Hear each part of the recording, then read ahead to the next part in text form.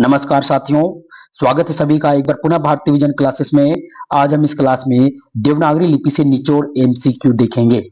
तो आप किसी भी प्रतियोगी परीक्षा में बैठते हैं तो आपको देवनागरी लिपि से हमेशा एक या दो प्रश्न देखने को मिलते हैं। तो बहुत ही महत्वपूर्ण यह क्लास होने वाला है।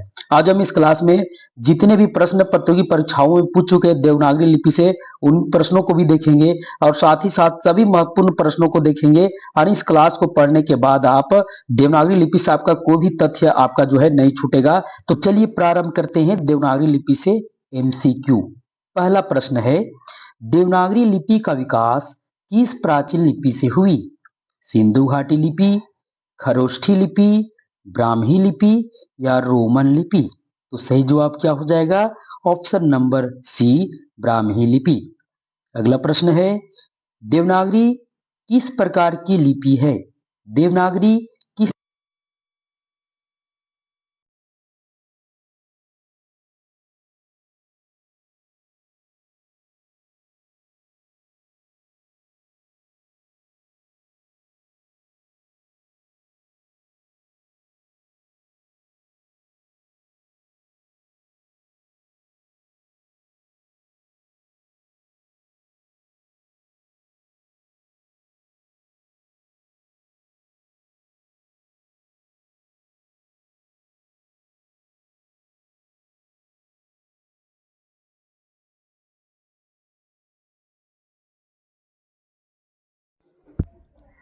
नमस्कार साथियों, स्वागत है सभी का एक बार पुनः भारतीय विजन क्लासेस में। आज हम इस क्लास में देवनागरी लिपि से निचोड़ एमसीक्यू देखेंगे।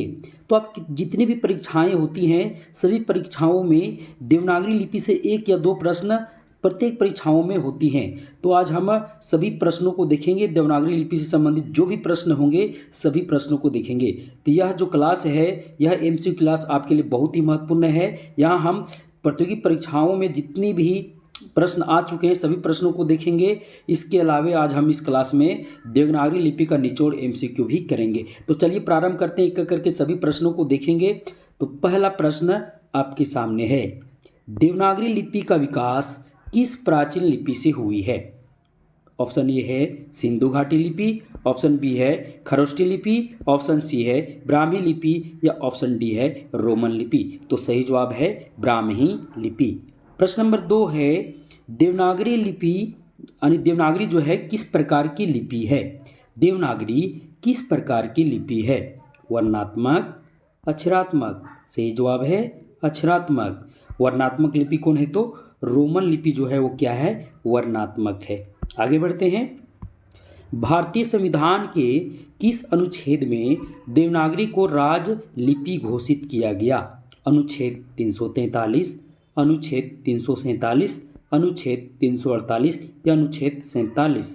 तो सही जवाब है अनुच्छेद 343। अनुच्छेद 343 को हिंदी को राजभाषा घोषित किया गया और देवनागरी को राजलिपि घोषित किया गया। अगला प्रश्न है, प्रश्न नंबर 4 है, देवनागरी लिपि का सर्वप्रथम प्रयोग कहाँ हुआ था? देवनागरी लिपि का सर्वप्रथम प्रयोग कहाँ हुआ था?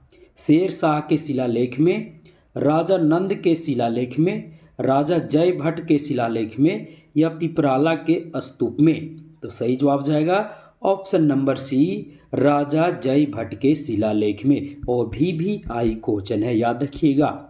आगे बढ़ते हैं, प्रश्न नंबर 5 है, इनमें से कौन सी विशेषता देवनागरी लिपि की है? इनमें से कौन सी विशेषता जो है वो देवनागरी लिपि की है? ऑप्शन ए है, देवनागरी लिपि बाईं से दाईं ओर लिखी जाती है। बिल्कुल सही जवाब है ये। यह भारत की प्रधान एवं वैज्ञानिक लिपि है, ये भी सही है। देवनागरी लिपि में एक वर्ण के लिए एक ध्वनि है, यानी एक ध्वनि के लिए एक वर्ण भी कह सकते हैं, ये भी सही है। देवनागरी लिपि में अक्षरों के ऊपर शिरोरेखा का प्रयोग होता है जो बहुत ही विशेष है, ये भी सही है। तो कुल मिलाकर इसमें सभी ऑप्शन क्या हैं? तो सही हैं। सभी ऑप्शन क्या हैं? सही हैं। आगे बढ़ते हैं, प्रश्न नंबर 6, देवनागरी लिपि में अ के 12 खड़ी, याद रखिएगा, देवनागरी लिपि में अ की 12 खड़ी का जो निर्माण है सर्वप्रथम किसने किया? VVI क्वेश्चन है, अ की 12 खड़ी का निर्माण सर्वप्रथम किसने किया? ऑप्शन ए है बाल गंगाधर तिलक, बी है डॉक्टर श्याम सुंदर दास, सी है सावरकर बंधुओं और डी है महात्मा गांधी। तो सही जवाब है ऑप्शन नंबर सी, सावरकर बंधुओं। आगे बढ़ते हैं प्रश्न नंबर 7। सभी प्रश्न महत्वपूर्ण है। इनमें से कौन सी लिपि भारत के प्राचीन समय की लिपि नहीं है? बहुत ही महत्वपूर्ण प्रश्न है। इनमें से कौन सी लिपि भारत के प्राचीन समय की नहीं है? ऑप्शन ए है रोमन लिपि, ऑप्शन बी है सिंधु घाटी लिपि, ऑप्शन सी है ब्राह्मी लिपि या ऑप्शन डी है खरोष्ठी लिपि। तो सही जवाब है रोमन लिपि। सिंधु घाटी लिपि, ब्राह्मी लिपि और खरोष्ठी लिपि जो हैं ये सभी भारत के प्राचीन समय की सभी क्या हैं तो लिपियां हैं। आगे बढ़ते हैं।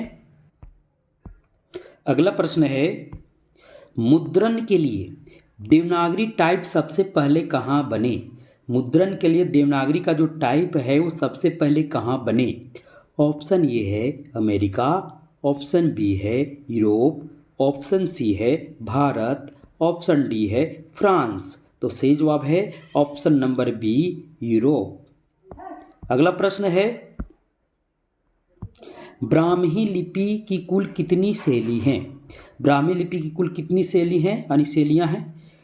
ऑप्शन ए है 2, option B 3, option C 4, option D 5।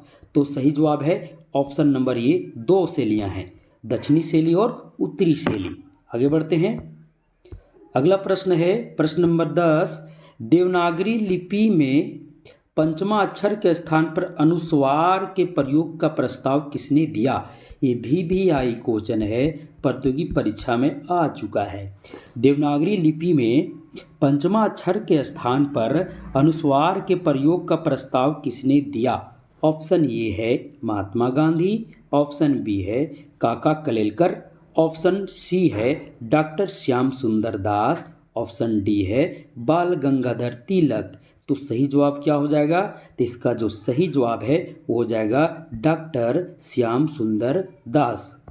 आगे बढ़ते हैं। प्रश्न नंबर 11 है इनमें से कौन सा नाम देवनागरी लिपि का नहीं है?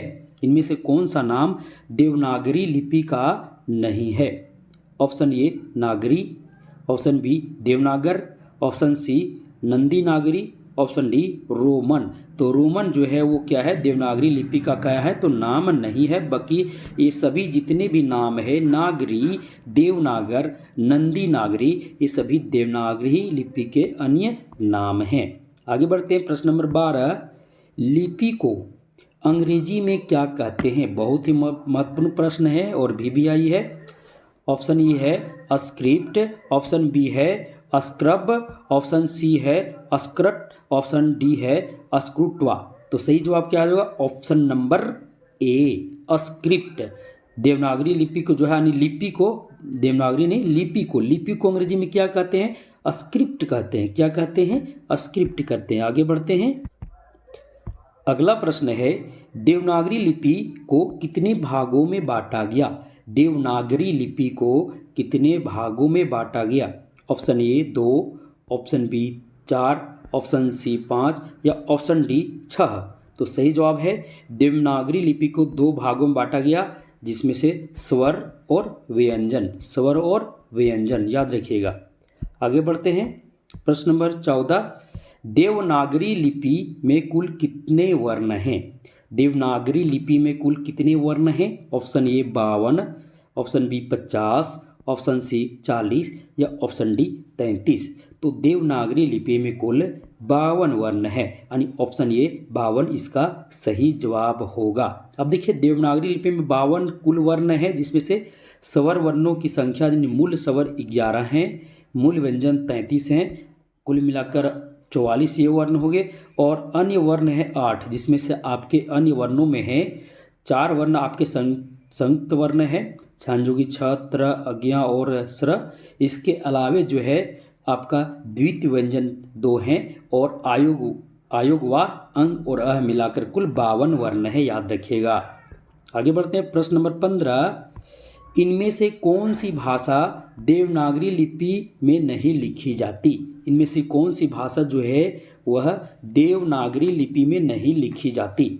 ऑप्शन ए है हिंदी, ऑप्शन बी है मराठी, ऑप्शन सी है नेपाली, ऑप्शन डी है कन्नड़। अब बहुत सारे लोग जो हैं वो कभी कभार ये नेपाली पर ज़्यादा फोकस कर देते हैं, अगर पढ़ाई नहीं करेंगे तब। अगर आप पढ़े हैं तो आपको पता है नेपाली भी जो है वो देवनागरी लिपि में ही लिखी जाती है। तो यहाँ ऑप्शन नंबर डी जो है कन्नड़ जो है वह देवनागरी लिपि में नहीं लिखी जाती, क्योंकि हम आपको बता चुके हैं कि जो ब्राह्मी लिपि है उनकी दो शैलियाँ थी। वो दो शैलियाँ थी, उत्तरी शैली और दक्षिणी शैली। तो दक्षिण भारत की जितनी भी भाषाएं वो दक्षिणी शैली के अंतर्गत आती हैं और उत्तर भारत में जो है देवनागरी लिपि में लिखी जाने वाली सभी भाषाएं हैं। तो यहाँ पर कन्नड़ जो है वो क्या हो जाएगा, इसका नहीं पूछा है तो सही जवाब हो जाएगा कन्नड़। अब यहाँ देखिए देवनागरी लिपि की अन्य भाषाएं क्या है, तो नेपाली, भोजपुरी, कोंकणी, राजस्थानी, अवधी, ब्रजभाषा, मैथिली, नागपुरी, सिंधी, डोगरी, कश्मीरी, संस्कृत, ये सभी क्या हैं तो देवनागरी लिपि में ही लिखी जाती हैं। आगे बढ़ते हैं। प्रश्न नंबर 16 है नागरी लिपि से बढ़कर वैज्ञानिक लिपि।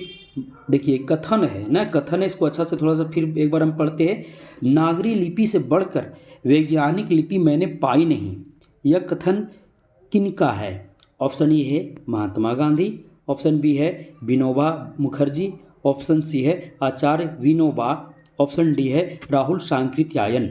तो सही जवाब है ऑप्शन नंबर सी, आचार्य विनोबा का कथन है। आगे बढ़ते हैं। ऑप्शन प्रश्न नंबर 17 एक और कथन है देवनागरी दुनिया की सर्वाधिक वैज्ञानिक लिपि है, यह कथन किनका है?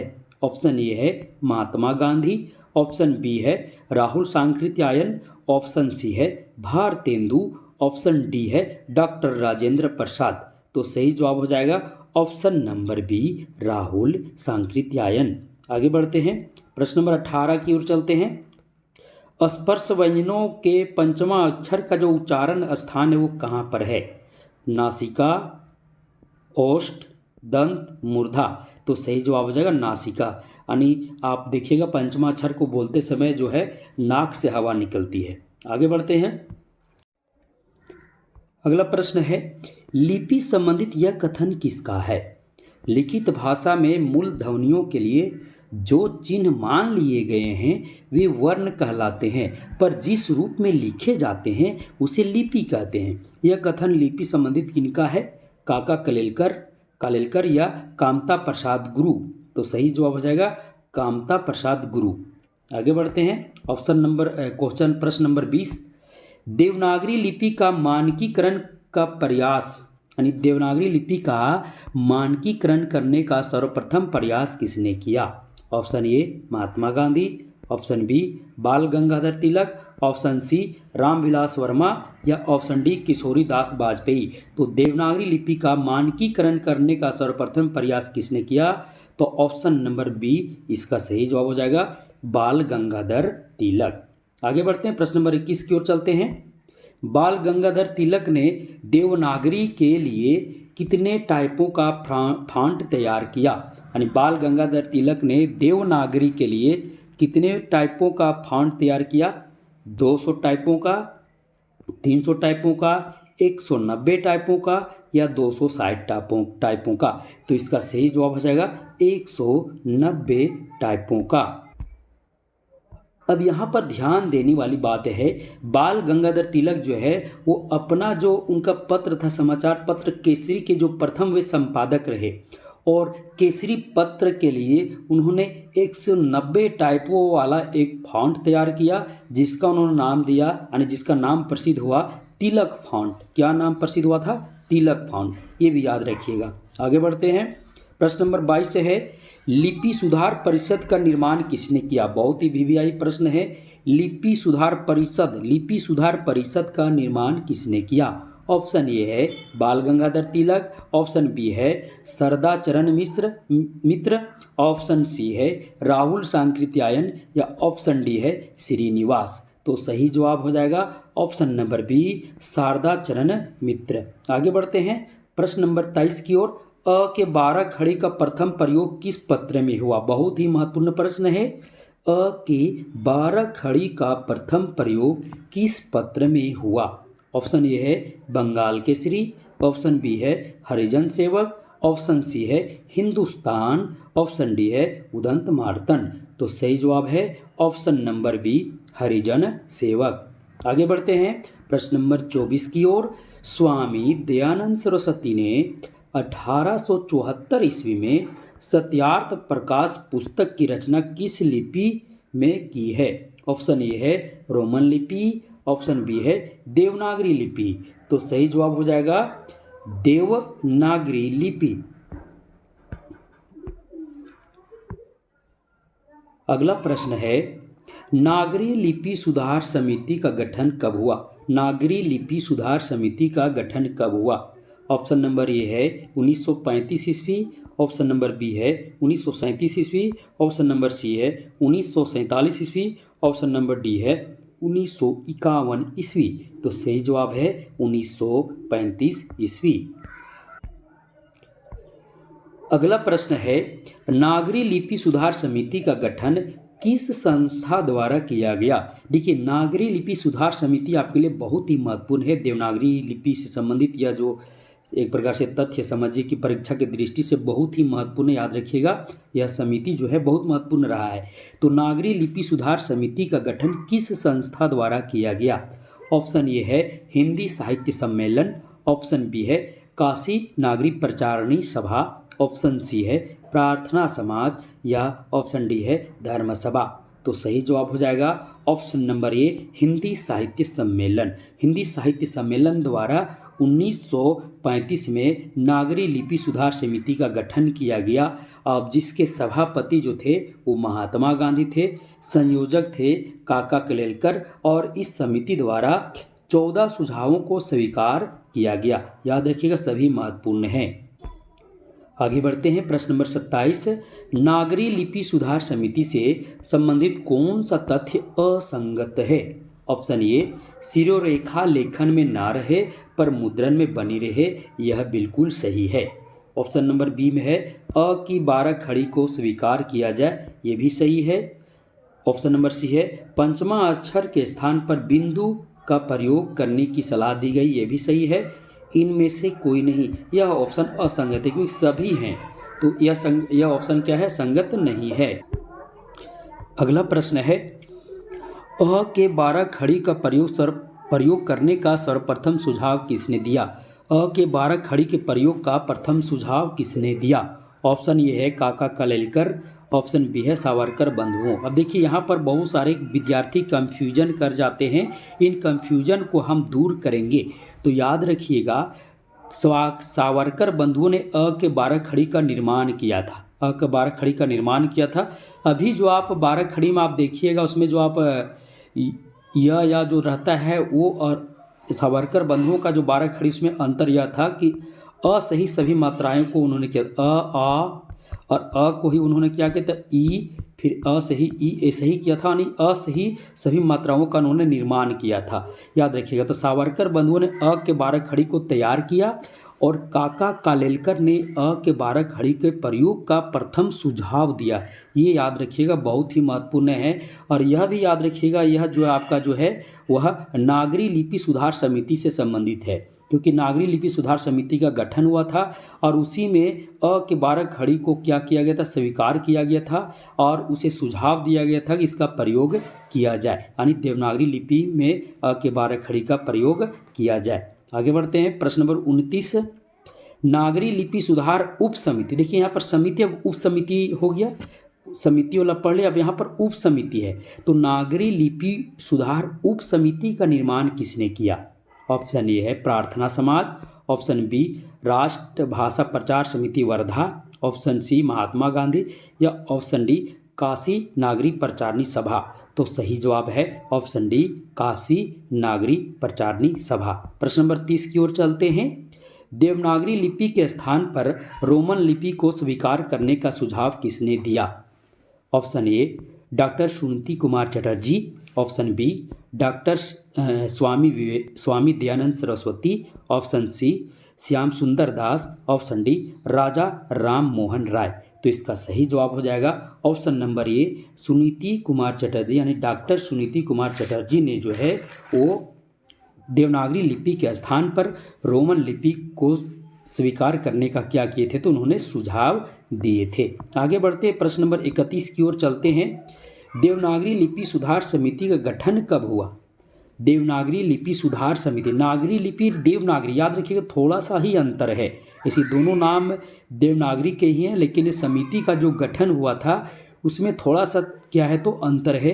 अगर नागरी लिपि सुधार समिति के गठन की बात हो तो 1935 हो जाएगा, जबकि यहाँ देवनागरी लिपि सुधार समिति है तो देवनागरी लिपि सुधार समिति का जो गठन है वो उत्तर प्रदेश सरकार के द्वारा किया गया था। अब इसका गठन कब हुआ था? तो देवनागरी लिपि सुधार समिति का जो गठन है वो 31 जुलाई 1947 को हुआ था, याद रखिएगा VVI है, और इसके अध्यक्ष थे आचार्य नरेंद्र देव। आगे बढ़ते हैं प्रश्न नंबर 32, लिपि सुधार परिषद का गठन कब हुआ? लिपि सुधार परिषद का गठन कब हुआ? ऑप्शन ए है 1947, ऑप्शन बी है 1935, ऑप्शन सी है 1953, ऑप्शन डी है 1966। तो सही जवाब क्या हो जाएगा? इसका सही जवाब हो जाएगा ऑप्शन सी 1953, और इसके अध्यक्ष कौन थे? डॉक्टर सर्वपल्ली राधाकृष्णन। आगे बढ़ते प्रश्न नंबर 33 की ओर चलते हैं। भारत सरकार द्वारा मानक देवनागरी वर्णमाला का प्रकाशन कब किया गया? अब भारत सरकार द्वारा मानक देवनागरी वर्णमाला का प्रकाशन कब किया गया? Option A 1966, option B 1935, option C 1947 या ऑप्शन डी 1959। तो इसका सही जवाब है ऑप्शन नंबर ए 1966। याद रखिएगा 1966 को भारत सरकार द्वारा मानक देवनागरी वर्णमाला का प्रकाशन किया गया, और भारत सरकार के शिक्षा मंत्रालय द्वारा, किसके द्वारा? तो याद रखिएगा शिक्षा मंत्रालय द्वारा, ये भी याद रखिएगा। आगे बढ़ते हैं, अगला प्रश्न है 1967 में हिंदी वर्तनी का मानकीकरण का प्रकाशन किस मंत्रालय द्वारा किया गया? शिक्षा मंत्रालय, रक्षा मंत्रालय, वित्त मंत्रालय या स्वास्थ्य मंत्रालय? अब देखिए यहाँ पर मंत्रालय तो भारत सरकार द्वारा ही किया गया है, इसका भी 1967 में हिंदी वर्तनी का मानकीकरण का प्रकाशन तो भारत सरकार के किस मंत्रालय द्वारा? तो सही जवाब है शिक्षा मंत्रालय के द्वारा। अंतिम प्रश्न है देवनागरी लिपि से जितने भी निचोड़ प्रश्न बन रहे थे सभी प्रश्नों को हम लेकर आए। देवनागरी लिपि का ब्राह्मी लिपि के किस शैली से देवनागरी लिपि जो है वो ब्राह्मी लिपि के किस शैली से विकसित हुई है? दक्षिणी शैली या उत्तरी शैली? तो इसका सही जवाब है उत्तरी शैली से विकसित हुई है। तो आज हम 35 महत्वपूर्ण प्रश्नों को लेकर आए। एक प्रकार से कहो तो देवनागरी लिपि से निचोड़ प्रश्न थे, और इससे प्रत्येक परीक्षा में कम से कम 1 या 2 प्रश्न आपको देखने को मिलते हैं। तो इस MCQ क्लास को आप अगर 1 बार, 2 बार, 3 बार, 4 बार रिवीजन कर लेंगे तो आपको देवनागरी लिपि से संबंधित कोई भी तथ्य आपके जो है वो आपके नहीं छूटेंगे, और देवनागरी लिपि आपके कह सकते हैं आपके दिमाग में कंठस्थ हो जाएंगे। तो इसे आप 2 बार, 3 बार, 4 बार करके आप देख लीजिएगा, क्योंकि यहाँ जितने भी प्रश्न थे देवनागरी लिपि से संबंधित सभी प्रश्न आपको हम लेकर आए। तब तक के लिए सभी को धन्यवाद। जो भी साथी भारती विजन क्लासेस को अभी तक सब्सक्राइब नहीं किए हैं सब्सक्राइब कर दें, बेल आइकन को क्लिक कर दें, और इस वीडियो को जितना हो सके हिंदी भाषी विद्यार्थियों के पास शेयर करें ताकि वे इस वीडियो का लाभ ले सके और देवनागरी लिपि को अच्छी तरीके से जान सके। तब तक के लिए सभी को धन्यवाद।